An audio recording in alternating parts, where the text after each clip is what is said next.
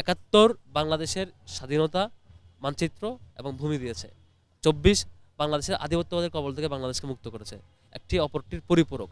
৭১ extended version হচ্ছে ২৪। ভারতে নরেন্দ্র মোদী কোথাও কিছু ইসলামিক কোনো সিমটমসকে আঘাত করতে চাইলে পাকিস্তানি ট্যাগ দেয়। মনে করেন একটা মসজিদ, এটা ভাঙবে সে, এটা পাকিস্তানি সিম্বল, বা ইসলামিক আরেকটা কোনো সিম্বল এটা ভাঙতে চাইবে, সে পাকিস্তানি ট্যাগ দিয়ে এটাকে উড়ানোর চেষ্টা করতো। তো বাংলাদেশেও ইদানিং একটা ভালো প্রবণতা দেখা গেছে, মোদিবাদী সিমটমসের বহিঃপ্রকাশ, যে কিছু দেখলেই এটাকে কেমনে পাকিস্তানি ট্যাগ দিবে, রাজাকার ট্যাগ দিবে, উল্টা ফ্রেমিং করে এটাকে মানে তার বিরোধিতার জায়গাটাকে জাস্টিফাই করবে, এই ধরনের অপচেষ্টা রেখেছে আর কি। ঠিক আমাদের এখানে আমরা গত ১৫ বছরের আওয়ামী লীগের ফ্যাসিবাদী সকল অপশাসন, সকল টর্চারকে হাজির রেখেছি। আয়নাগর, গুম, হত্যাকাণ্ড, আদার্স আরো যা যা ছিল সবকিছু আমরা হাজির রেখেছি। তো সেই ধারাবাহিকতায় বিচারিক হত্যাকাণ্ড একটা পার্ট ছিল। আমরা দেখানোর চেষ্টা করেছিলাম যে যে বিচার সাক্ষ্যকে গুম করে ভারতে পাঠিয়ে দেওয়া হয়েছিল, যে বিচারে বিচারকরা ৭-৮ ঘন্টার ডিসকাশনে স্কাইপি কেলেঙ্কারির আমরা উঠে এসেছি যে তারা চায় কাকে ফাঁসি দেবে, উইথ প্ল্যান টুইতে, যে বিচার শুনানি হওয়ার আগে কিভাবে মানে ফাঁসি দেবে সেই প্ল্যান নিচ্ছিল। যে বিচারে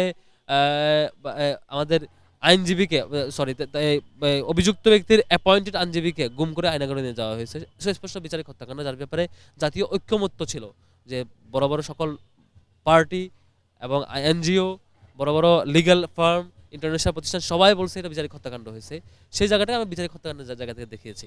তো বিচারিক হত্যাকাণ্ডের জায়গা থেকে দেখানোর পরও তারা এটা ২৪ ভার্সেস ৭১ নিয়ে গেছে। আমরা অথচ ক্লিয়ার করেছিলাম ৭১ বাংলাদেশের স্বাধীনতা মানচিত্র এবং ভূমি দিয়েছে। ২৪ বাংলাদেশের আধিপত্যবাদের কবল থেকে বাংলাদেশকে মুক্ত করেছে। একটি অপরটির পরিপূরক। ৭১ এক্সটেন্ডেড ভার্সন হচ্ছে ২৪। একটিকে অপরটির মুখোমুখি দাঁড় করানো, এটি হচ্ছে দিল্লির প্রজেক্ট, এটি যে মোদির প্রজেক্ট, যে প্রজেক্ট এখানে তারাই বাস্তবায়ন করছে যারা বাংলাদেশের শাহবাগ কায়েম করছিল, তারাই করছে যারা ১৪ সালের আওয়ামী লীগের নির্বাচনকে বৈধতা দিয়ে বিনা ভোটে ১০ শতাধিক এমপিকে বিজয়ী হওয়ার যে জায়গা সেটিকে সার্টিফাই করেছিল, তারাই করছে যারা একদিনে সাইদির রায়ের পরে ২ শতাধিক মানুষকে ২ দিনে ক্রস ফায়ার দেওয়াকে তারা এনজয় করেছিল, এটা তারাই করছে যারা সব সাপ্লাই রাতের গণহত্যাকে মুক্তাঞ্চলের মতো করে ঘোষণা দিয়ে ফেস্টিভ্যাল এনজয় করেছে, সে শাহবাগেরাই করছে। তো এটা স্বাভাবিক যে শাহবাগ টানা ১১-১২ বছর চেষ্টা করে শাহবাগ কায়েম করে আওয়ামী লীগের ফেসিবাদ বানাইও সফল হয় নাই, শেষ পর্যন্ত আওয়ামী লীগের দিল্লি পাঠাইতে বাধ্য হয়েছে।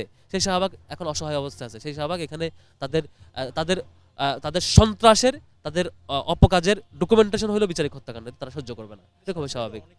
আমরা খুব এটা একটু আগে ক্লিয়ার বলেছি ৭১-এর সকল গণহত্যার বিচার হইতে হবে, বিচারটা ফেয়ার হইতে হবে। বিচারের মানে এটা না সাক্ষীকে ভারত পাঠিয়ে দেওয়া, আইনজীবীকে আয়নাঘরে নিয়ে যাওয়া। বিচার ফেয়ার হইতে হবে।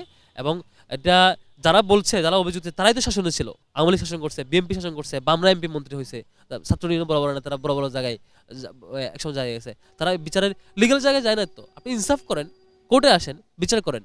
এখানে এই জিনিস আমরা এনজয় করবো আরো। আপনি বাংলাদেশের জাতীয় ৭১-এর মতো গৌরবোজ্জ্বল অধ্যায়কে, গুরুত্বপূর্ণ উপকরণকে, গুরুত্বপূর্ণ ইভেন্টকে, যেটা গৌরবোজ্জ্বল অধ্যায়, সেটিকে জাতিকে ভাগ করার উপকরণে বানাবেন, সেটিকে উপলক্ষ করে একটা গ্রুপের ক্লাসের বিরুদ্ধে লাগাই দেবেন। এটা হচ্ছে মোদির প্রজেক্ট, এটা মোদিবাদী সিমটমসের বহিঃপ্রকাশ, এটা দিল্লির প্রজেক্ট। এই অভিযোগটা খুবই হাস্যকরভাবে নিচ্ছি, কারণ তাদের আর কোনো এজেন্ডা নাই। তারা জানে তারা এখন বয়স অনেক হয়ে গেছে, অনেক কাজ করতেছে, অনেক পরিশ্রম করতেছে, তাও কোনো লোক রিক্রুট হয় না। তারা জানে তাদের দলের নতুন কোনো শিক্ষার্থী আগ্রহী হয় না। তারা জানে তাদের স্কুল কলেজ কোনো পর্যায়ে কোনো অ্যাট্রাকশনে ফিল হয় না কেউ। তাদের কোনো দলীয় এজেন্ডা নাই। যার কোনো এজেন্ডা নাই, তার অন্য এজেন্ডা বিরোধিতা করাই কাজ। যার কোনো প্রোগ্রাম নাই, আরেকজনের প্রোগ্রামে গিয়ে গাঞ্জাম করাই তার কাজ। এটা হচ্ছে টাচ করবি না পলিটিক্স। ওই যে একটা শাহবাগের ভিডিও দেখছে না, গিয়ে হচ্ছে পুলিশকে থাপড়ায় বলতেছে টাচ করবি না। পুলিশ তার জায়গায় কিন্তু দাঁড়ায় ভদ্র হয়ে বসে আছে। পক্টোরিয়া বলে তার জায়গায় ভদ্র হয়ে বসে, তাকে গিয়ে বলতেছে টাচ করবি না, ঝাপায় গিয়ে বলতেছে। তাদের হচ্ছে টাচ করবি না পলিটিক্স, যে আমার কাছে এসে আমার ধাক্কায় বলবো টাচ করবি না। তো এই পলিটিক্স টিকবে না আসলে দিন শেষে।